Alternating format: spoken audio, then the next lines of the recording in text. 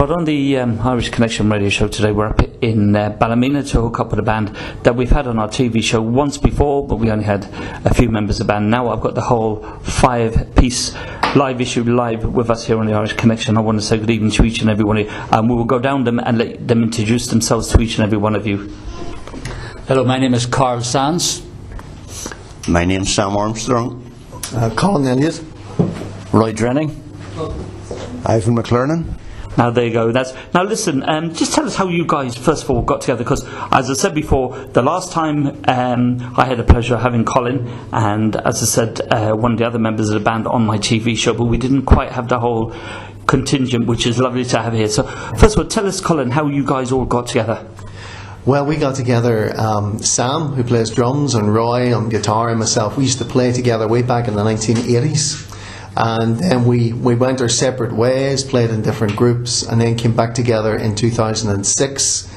And in 2007, Carl joined us on lead guitar, and then 2011, 2012, Ivan joined us on the steel guitar, on the pedal steel, and we've been playing ever since. So, and of course, you play bass. Play bass, yeah. And I mean, which is the Paul McCartney bass.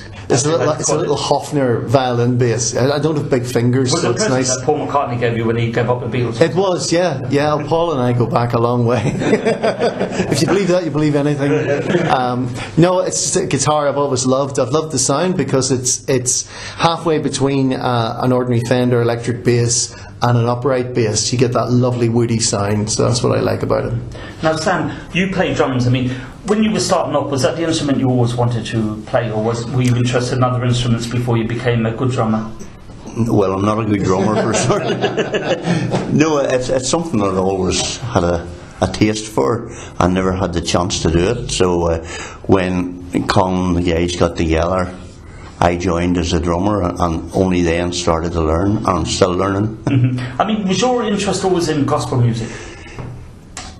More country music than gospel music, but then I had a life-changing experience in 1981 and got interested in the gospel music, and it just took off from there. And Carl, you've been on the TV show, which I've had the pleasure to watch you before. I mean, you played guitar with the band. I mean, tell us how you got into the music business. Well, my music history goes back a long time to my childhood, first of all, when I started to play clarinet, which my father taught me back then. He taught me to play the harmonica, and I was more into sort of military band type music. But then as time progressed, I went on to guitar and to country music, and went from acoustic guitar onto electric guitar, onto banjo and so forth, and that's where the interest just grew from there. And I played in the band years ago. Right. And when did the gospel music come into your life? Gospel music came into my life, well, I accepted the Lord Jesus Christ as my Saviour when I was 14. So it was probably about age 16 that I started to play gospel music on guitar at that time, and I just went from there. And then there was two of us came together to play at that time when I was still at school, and I went on to play then a member of an old band called High Country way back in the 70s. And then, that's a long story from that, but eventually here I am with Live Issue all those years later, and enjoying it very much. And you're still with them? Still with them. And still enjoying it? I love it. That's good. Now moving on to Roy, I mean, tell us about you, because yours is slightly different from the rest of them, because you've been with the band, you organise Gospel Fest as well, which is one of the biggest gospel festivals around. Tell us a little bit about it. Yeah, I guess it was my teenage years that I joined Sam and Colin to do sound, and then when the singer then left, they were desperate enough to want me to sing, and that was when I started to sing. Then, as Colin said, we all went our separate ways, and got back again just 12 years ago at a birthday party of mine, big birthday, and we've been pottering about ever since, and enjoyed it. And it's supposed to be 7 years ago now. We had this idea. I'd love to do a gospel music weekend, and it has grown into something that I could never have imagined where it would be. So we're looking forward to it this year again, bringing a few things together and hopefully moving it inside this year, because last year it's been in a marquee up until this year, but with a horrendous last day last year, rained, and so we're going to go to something a little bit harder and less weather particularly. I mean, music-wise, I mean, what was your first inkling into music? What was the first sort of music that you actually took an interest in? Well, like Carl, it was my father.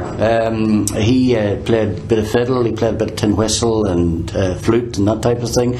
And I remember, probably from a financial point of view, he introduced me to tin whistle, penny whistle, and he had a book, a manuscript book that someone had written out, a stack of jigs and reels and that type of thing in. And so I cut my teeth on probably what would be deemed now as traditional Irish music.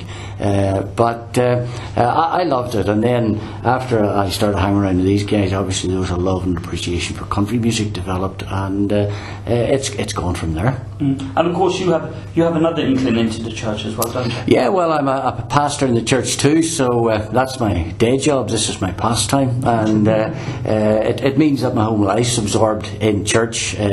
But it's a fantastic life to live, because from my perspective I have the best of both worlds. I do what I really enjoy, and plus the fact I do something that I feel is a vocation rather than just a job, and that's that. So it's a privilege to be with them. Right. And Ivan, who is the steel guitarist in the band, I mean, again, as I said before when I've actually taught it, it's unusual to have the steel guitar band in a gospel band, but I mean, like, it seems to fit perfectly with Live Issue. Yes, these guys have given me a tremendous opportunity. My interest in music would have developed from my early teens, and it would have been the influence of country music, certainly. And that's where I first started to hear steel guitar, obviously. But for most of my life I've played in secular bands and played for money, if you will. But these guys here back in 2009 gave me a tremendous opportunity at long last to play or to use my talent for the Lord.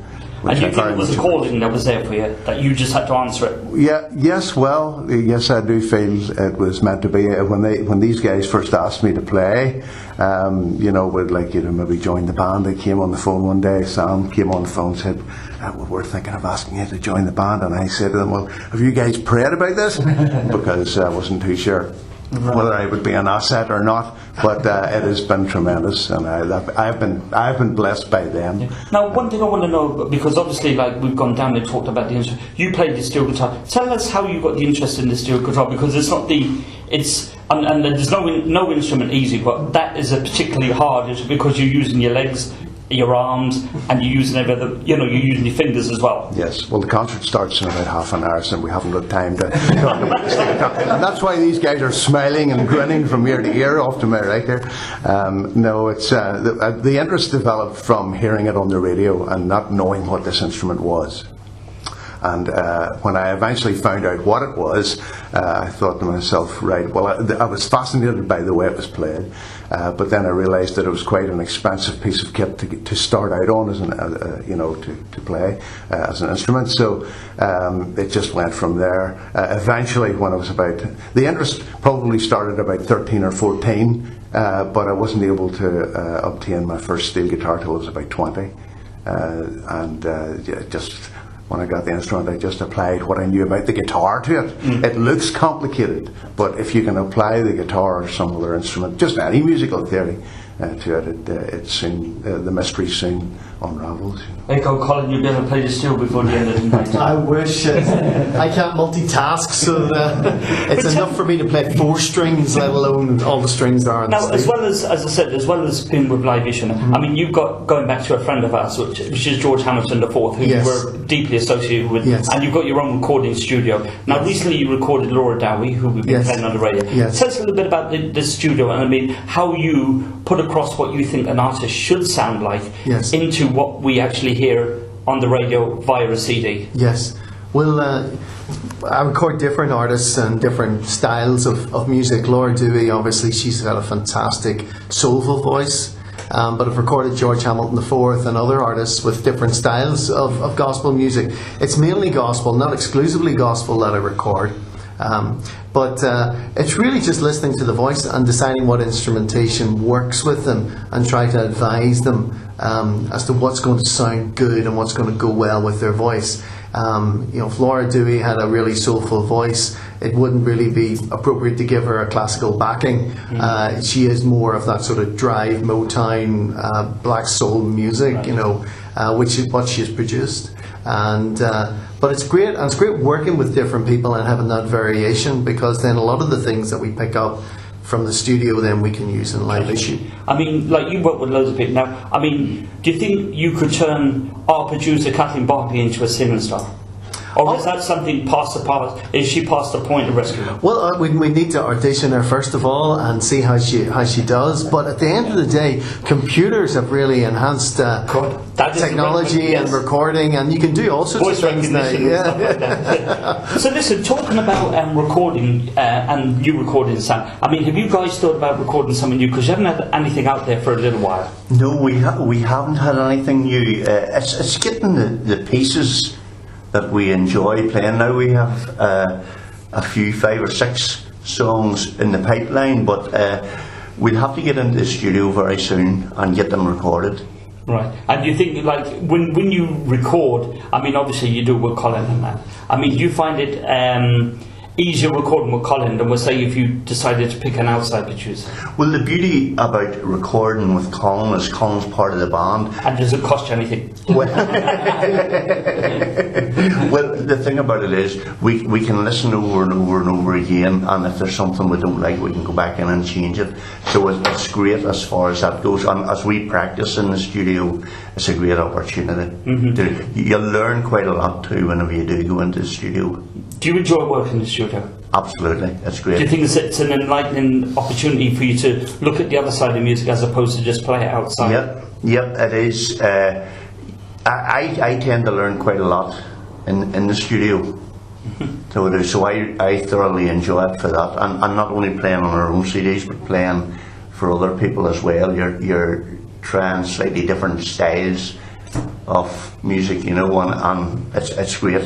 Great experience. Carl, how do you, like, when you do your shows, I mean, as live issue, I mean, how do you work out what sort of programme you're going to play? Let's say, like, you're in Ballymena tonight, then on June the 11th you're up in St Patrick's Church up in Ballymoney. So how do you sort of work out what sort of programme you're going to offer your audience when they come see it? Well, we have 2 or 3, maybe 4 set programmes that we have, and it depends what time scale there is, whether we're on the first half for a short time and then a longer session in the second half, how we divide it up. And sometimes we'll drop songs and replace songs as we go along, and quite often it's ad lib. No matter what is on the sheet in front of you, it suddenly changes on stage as we go, and you're always watching the clock, because you're always aware that you've got an audience who have paid money to be there. They've been sitting a long time, and sometimes it's time to just close the show and let them go home. But that's up to the audience. We always know by the audience how they react, how we should respond, and that's our job, really. Well, we're really looking forward to seeing you guys in St Patrick's Church Hall in Ballymoney, as I said, June the 11th with Laura, which should be a lovely experience. And thank you for joining us on the radio today. Sean, thank you so much. It's been a pleasure. Take care, guys. Thank you.